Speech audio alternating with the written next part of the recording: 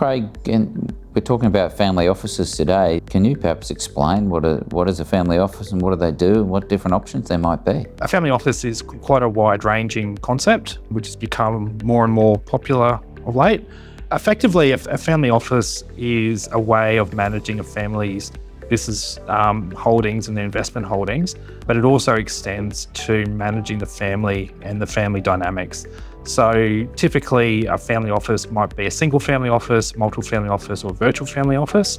We probably typically deal with virtual family offices where we provide, between Brett, Rob and I, provide various services to that family office in assisting them to manage their investments and their other affairs.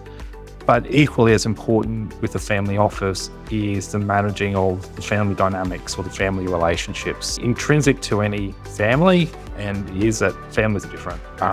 There's no two family that's the same, and all those different relationships between all those different family members are really, really important, particularly when you're dealing with intergenerational transfers of assets and wealth. So typically what we do for families that we start working with is to spend quite a lot of time getting to know the family and then help them to understand what potential weaknesses and strengths there are within that family unit. Could you sort of explain to our listeners what that might look like for different types of people? At the really, really high end, you'd have like a My Family office where they've got quite a large set out with dozens of people who are employed to manage all their different dealings and whatnot, all the way down to what we call virtual family offices, which is really a family with quite a lot of wealth, but where they don't necessarily see the need to have people actually employed just to look after their things. So they might have,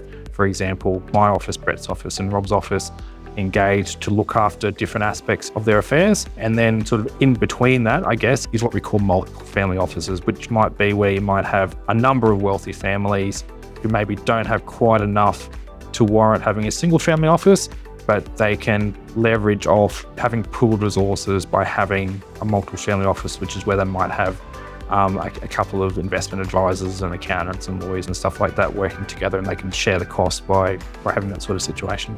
If we think about it, Craig, someone listening to us today that thinks they might be in a family office category, can you just explain, maybe give a few examples of what the virtual family office service that's provided typically by groups like us, what sort of client that might fit to?